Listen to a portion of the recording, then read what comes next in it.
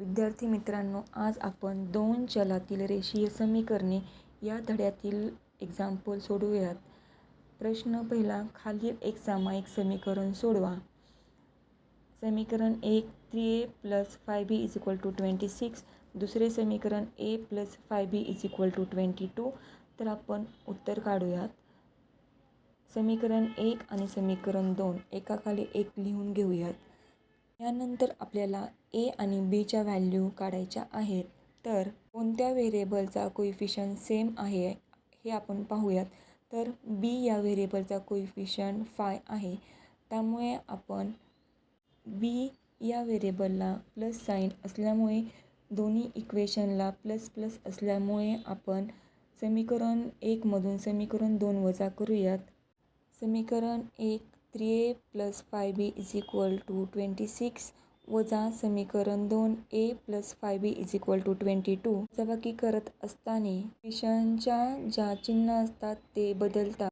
Plus aचं minus a होणार, plus 5bचं minus 5b आणि plus 22चं minus 22 अशा व्हेरिएबलचे सायन्स होणार आहेत. त्यामुळे 3a मधून a वजा झाल्यानंतर 2a येतं. 5bला मायनस 5b कॅन्सल होतो. 26 मधून मायनस 22 केल्यानंतर 4 येते. a ची व्हॅल्यू काढायची असल्यामुळे a पाशी असलेला कोइफिशियंट तो कॉन्स्टंट टर्मला डिवाइड होणार आहे. त्यामुळे 4/2. तर a ची व्हॅल्यू 2 आली. आपल्याला b ची व्हॅल्यू काढायची आहे. त्यामुळे ही जी a ची व्हॅल्यू आहे ती इक्वेशन 1 किंवा इक्वेशन 2 मध्ये आपण पुटअप करू शकतो. तर मी इक्वेशन 1 ची व्हॅल्यू पुटअप करणार आहे. इक्वेशन 1 आहे 3a + 5b = 26. तर जिथे a आहे तिथे a ची व्हॅल्यू 2 पुटअप करूया. त्यामुळे इक्वेशन असे तयार झाले की 6 + 5b = 26. 6 हा कॉन्स्टंट असल्यामुळे तो राईट साईडला शिफ्ट होतो. त्यामुळे 5b = 26 - 6 झाले. यामुळे b ची व्हॅल्यू 20/5 = 4. आपले उत्तर a ची व्हॅल्यू 2 आणि b ची व्हॅल्यू 4 अशी आले आहे. मला सगळ्यांना हे इक्वेशन समजलंच असेल व कसे सॉल्व करायचे हे समजलं असेल. जर समजलं नसेल तर मी आणखी एक एक्झाम्पल सॉल्व करून देत आहे. दुसरे एक्झाम्पल असं आहे x + 7y = 10 आणि 3x - 2y = 7. दोन्ही इक्वेशन एकाखाली एक मांडून घेऊयात. पहिल्यांदा आपण बघूयात की दोन्ही इक्वेशनमध्ये कोणत्या व्हेरिएबलचा कोइफिशियंट हा सेम आहे. तर या इक्वेशनमध्ये कोणत्याच व्हेरिएबलचा कोइफिशियंट हा सेम नाही आहे.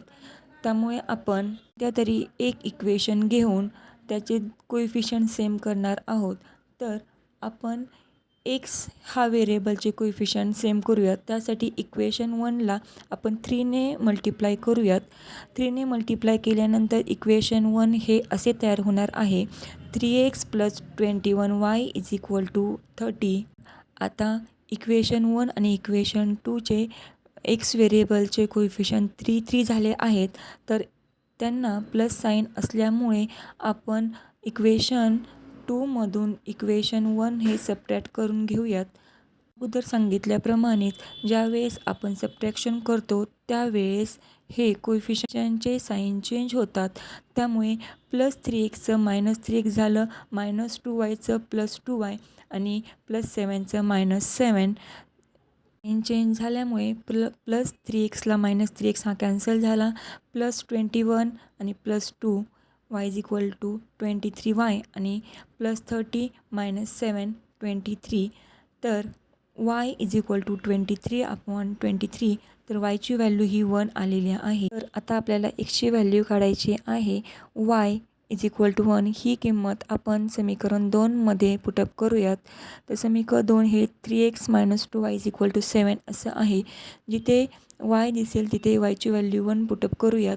तर त्यानंतर इक्वेशन 1 असे होईल 3x - 2 = 7.